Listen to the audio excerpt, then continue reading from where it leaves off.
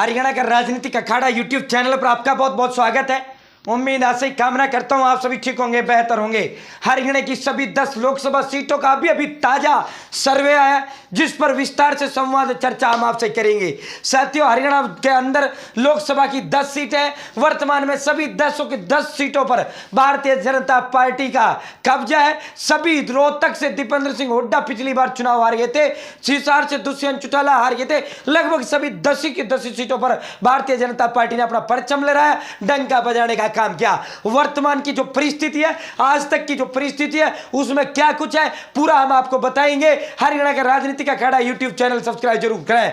हरियाणा के राजनीतिक अखाड़ा YouTube channel तथ्यात्मक बात करने का हम काम करेंगे और आपको राजनीति की ब्रेकिंग सबसे पहले, सबसे तेज, सटीक विश्वसनीय देने का हम काम करेंगे। साथियों, ये पूरा का पूरा मामला, ये पूरा का पूरा रिपोर्ट जो आज आया है, बड़ी खुलासे उस रिपोर्ट के अंदर बड़ा सर्वे जनता के वो खुलासा है, जनता का मन उसके अंदर जाना गया है। दीपेंद्र सिंह हुड्डा रोहतक से चुनाव जीतने जा रहे हैं, चुनाव गठबंधन हो ना हो। जो सर्वे उसकी सबसे बड़ी जो बातें हैं, सबसे बड़ी नंबर 1 बात यह है, अगर कांग्रेस और आम आदमी पार्टी का गठबंधन रहा तो कांग्रेस 1 सीट पर सिमट जाएगी, वो सीट रोहतक सीट होगी। बाकी 9 सीट पर भारतीय जनता पार्टी अपना परचम लहराएगी। 3 सीटों पर कांटे का मुकाबला होगा।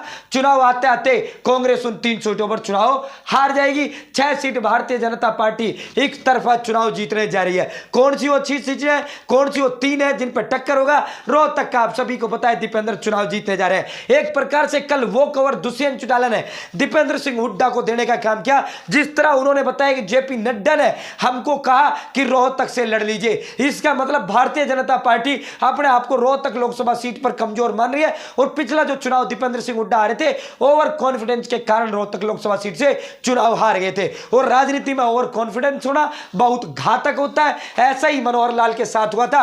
75 पार का नारा दे रहे थे, टिकट वितरण बहुत घटिया भारतीय जनता पार्टी ने पिछली बार किया था। ऐसा नहीं है कांग्रेस का टिकट वितरण घटिया हुआ था, 19 में बीजेपी का भी घटिया टिकट वितरण हुआ था।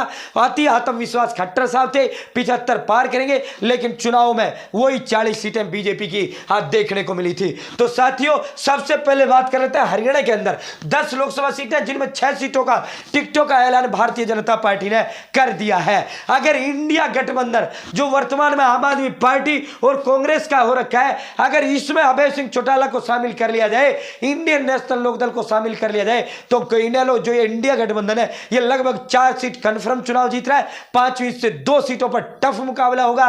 4 सीट बीजेपी फिर भी एक तरफा चुनाव जीतेगी, 2 पे टफ होगा, टफ में 1 सीट ये चुनाव निकाल सकते हैं। पूरा समीकरण हम आपको बताएंगे, पूरा मामला हम आपको बताएंगे।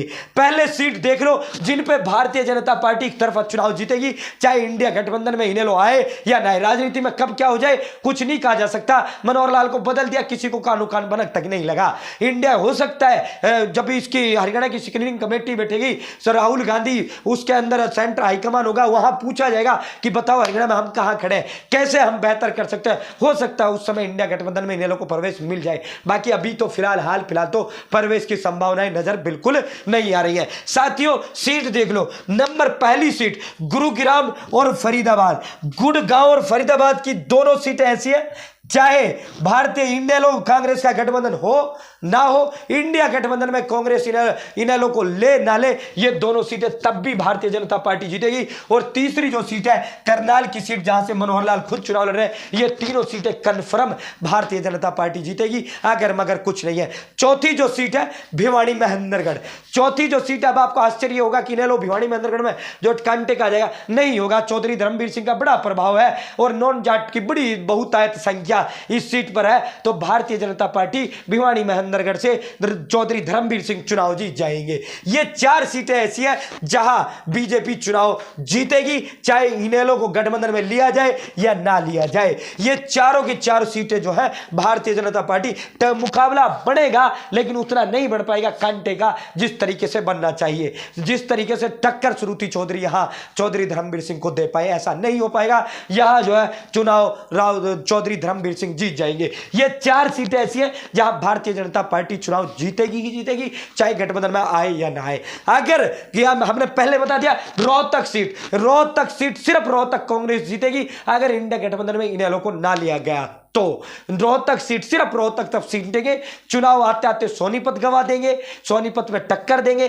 चुनाव आते आते ये गंवा देंगे। ठीक है साथियों, पूरा समीकरण भी हम आपको देंगे। अगर इनेलो में अभय सिंह चौटाला को इसमें शामिल किया जाता है तो अब ये जाट फ्रंट नहीं बढ़ेगा, अब ये जाट फ्रंट जनता को नहीं लगेगा, क्योंकि ऑलरेडी बढ़िया सुशील गुप्ता जी, आम आदमी पार्टी अरविंद केजरीवाल को इन्होंने ले लिया, एक ट्राइएंगल बन जाएगा, जो एक मैसेज नहीं जाएगा कि जाट फ्रंट। अगर अभय का और कांग्रेस का सीधा गठबंधन होता तब ये जाट फ्रंट लगता। दुष्यंत की चर्चा करनी बेईमानी है, मुझे नहीं लगता दुष्यंत के पल्ले कुछ है, ना ही जनता ग्राउंड रिपोर्ट पर देखने को मिला है। और दुष्यंत चौटाला ने एक बात कल आपने सुना होगा, वो देख जो है अपने आप को जिस तरह वो दिखाने का कोशिश कर रहे थे, वो झूठा उनका चेहरा, झूठी खुशी, झूठी हंसी, उसको भी पता है कुछ नहीं है, कुछ नहीं है, कुछ भी नहीं है उनके। और उन्होंने जो कहा कि अजय चौटाला निर्देश देंगे तो 10 पर लड़ेंगे, अजय चौटाला कहेंगे 2 पर लड़ेंगे। हाँ, उन्होंने ये बात कहा था कि भाई वोट कटवा पार्टी, हम अपने ऊपर वोट कटवा का ठप्पा नहीं लगने देंगे। लोग ये हम जाएंगे, लोग ये वोट कटवा, तो हम जो है वो ठप्पा बिल्कुल मैं जेजेपी पर नहीं लगने दूंगा।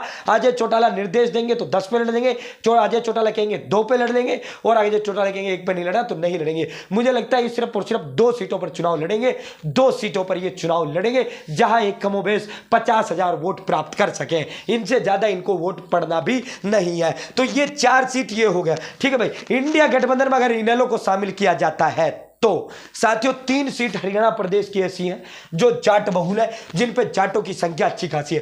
पहली सीट है रोहतक वाली सीट, रोहतक में सर्वाधिक जाट रोहतक के अंदर है, रोहतक पे 37% जाट फिलहाल मौजूद है, 36.7% है। दूसरे नंबर पे आता है सोनीपत सीट, दूसरे पे कौन सी आती है? सोनीपत में 34% जाटों की संख्या है, सोनीपत में 34% जाटों की संख्या है। तीसरे नंबर पे सीट आती है हिसार में लगभग 32.9 यानी लगभग 32.5% जो है जाटों की संख्या है, 32.5% जाटों की संख्या है। ये तीनों सीटें जो है जाट सीट है। यहां रमेश कौशिक चुनाव जीते थे, साथियों भूपेंद्र सिंह हुड्डा को उन्होंने 1.5 लाख वोटों से हराने का काम किया था। ठीक है, तो जब आप देखिए भूपेंद्र सिंह हुड्डा चुनाव में उतरे तब उनको जो है इतनी वोट जाटों के होते हुए चुनाव में हरा दिया गया रमेश कौशिक ने। और अब तो बीजेपी का राम मंदिर अन्य मुद्दे ज्यादा प्रभावी है, तो यहां जो है ये आपको लगता होगी 34% मामला जो है वही बन जाएगा और चुनाव कांग्रेस हार जाएगी। हवाओं से हवा, भारतीय जनता पार्टी हवा बनाने का काम करती है। और दुष्यंत ने कल एक चीज कहा था, चौधरी देवीलाल कहा करते थे कि हवा बनाओ, हवा बनाओ, हवा बनाओ, हवा बनाओ। इनेलो कांग्रेस का गठबंधन आम आदमी पार्टी इनका होता है, कांग्रेस आपका हो रखा है। अगर इनेलो को इंडिया में शामिल करता है तो जो हवा बनेगी वो हवा आम जनमानस पे जो उसका असर होगा वो एक अलग असर होगा, वो वोटों में तब्दील होगा नहीं होगा ये तो बात की बात है। राजनीतिक पंडित तो अनुमान लगा रहे कि वोटों में भी तब्दील होगा, एक हवा बन जाएगी, एक कार्यकर्ता में जोश आ जाएगा और एक कार्यकर्ता जो है एक चुनाव के अंदर उसको भी लगेगा कि हाँ हम चुनाव में है, हरियाणा में हम अच्छा करने जा रहे हैं। ठीक है, अगर नहीं होता है तो मामला 9 सीट हमने बता दिया, 1 सीट चुनाव जीतेगी। ठीक है, 1 सीट कांग्रेस जीतेगी, बाकी सबका सुपड़ा साफ होना है। ठीक है, अगर इनेलो के साथ आता है, इनेलो के साथ आता है हिसार पे ये चुनाव जीतने की स्थिति में पहुंचेंगे, सोनीपत चुनाव जीतने की स्थिति में पहुंचेंगे और रोहतक ये चुनाव जीत जाएंगे, कन्फर्म जीतेंगे। अगली जो सीट होगी इनकी सिरसा सीट, सिरसा लोकसभा सीट से ये चुनाव जीत जाएंगे। इंडियन नेशनल लोकदल का प्रभाव सिरसा के अंदर बड़ा अच्छा खासा है और अब की बार सिरसा में इंडियन नेशनल लोकदल बहुत अच्छा विधानसभा जब 24 का होगा, बहुत अच्छा सिरसा के अंदर इनेलो करने जा रहा है। हो सकता है आपको क्लीन स्वीप होते होते भी आपको देखने को मिल सकता है। रानिया से अभय चौटाला के जो लड़के लड़ेंगे, अब एलनाबाद से अभय खुद आएंगे। डबुआड़ी से चर्चाएं ये है कि आदित्य देवीलाल बीजेपी छोड़कर इनेलो के पास जाएंगे, वो वहां से चुनाव जीत सकता है। सिरसा सीट से गोकुल सेतिया चुनाव जीतेंगे, इनेलो समर्थित उम्मीदवार है जो अब की बार 500 वोटों से चुनाव हार गए थे। तो कालावाली है एक सीट इनका, बाकी अच्छी खासी पोजीशन में सिरसा जिले में अभय सिंह चौटाला आज भी मौजूद है। साथियों ये सिरसा सीट ये चुनाव जीत जाएंगे, ये 4 सीट ये कन्फर्म चुनाव जीतेंगे। कुरुक्षेत्र में मुकाबला कांटे का हो जाएगा, कुरुक्षेत्र में कांटे का मुकाबला होगा और अंबाड़ा पे अगर सैलजा को चुनाव लड़ाया जाता है तो मुकाबला कांटे का होगा। इन 2 में से 1 सीट जो है इंडिया गठबंधन फिर जीत सकता है, तो मामला 5-5 पर बराबरी पर टूट सकता है। करनाल, भिवानी, महेंद्रगढ़, गुड़गांव, फरीदाबाद ये 4 बीजेपी कन्फर्म जीतेगी। अगर इनेलो को इंडिया गठबंधन में लिया जाता है तब भी ये 4 जीतेगी। फिर 2 सीटों पर बीजेपी कांटे में रहेगी, कुरुक्षेत्र और अंबाड़ा। इनमें 1 सीट पर बीजेपी जो है चुनाव जीत जाएगी। मामला 5-5 पर आकर फंसेगा। जो एक लहर होगा, जो एक हवा होगा जो एक वैक्यूम होगा वो फिर इंडिया गठबंधन की तरफ हरियाणा प्रदेश के अंदर मूव करेगा। हरियाणा प्रदेश के अंदर जो है ये इंडिया गठबंधन की एक प्रकार से लहर आपको देखने को मिलेगा। अगर अभय चौटाला को शामिल नहीं किया जाता है तो कांग्रेस एक सीट पर सिमटेगी, वो इनका रोहतक लोकसभा सीट होगा। वोटों का डिवाइड अच्छा खासा होगा और वोटों का जो डिवाइड जिस तरह सेंधमारी अभय चौटाला वर्तमान में कर रहे हैं, वहां पिछली बार आपको मैं गुरुग्राम सीट का आपको जिक्र दिखा देता हूं। गुरुग्राम पे जब सैंपल साइज सर्वे किया गया, गुड़गांव लोकसभा सीट का हम बता देते हैं, कैप्टन अजय सिंह यादव 34.5% वोट लिया था। 34.5% वोट कैप्टन अजय यादव ने लिया। इसमें बड़ी संख्या मेवात जिला मुस्लिम बाहुल्य है, कांग्रेस को उन्होंने जमकर वोट किया था और उन्होंने कहा बाद में कैप्टन ने मुझे हीरो ने हराया, जिनके लिए मैंने हमेशा काम किया, जिनके लिए मैंने कभी काम नहीं, उन्होंने मुझे वोट दिया।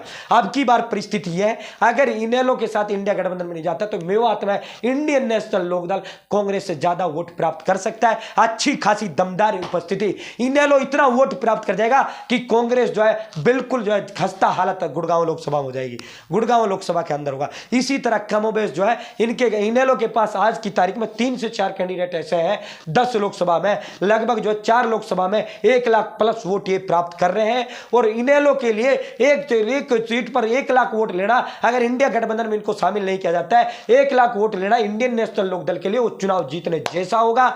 यानी 1 से 1 लाख वोट उसका आता है तो इसका मतलब वो उस लोकसभा जीती है। जिस तरह के हालात इनेलो के साथ बने थे, उसके बाद जिस तरह कमबैक अभय सिंह चौटाला ने किया है वो आप सभी ने देखा होगा, और वो जिस तरह परिवर्तन पदयात्रा का उन्होंने मेहनत किया वो देखने को फील्ड पर दिखा है, इसमें कहीं कोई शंका नहीं है। तो साथियों ये पूरा का पूरा रिपोर्ट था जो हमने आपको विस्तार पूर्वक देने का काम किया। बहुत बहुत धन्यवाद। जय हिंद, जय भारत, जय हरियाणा। चैनल सब्सक्राइब जरूर करें।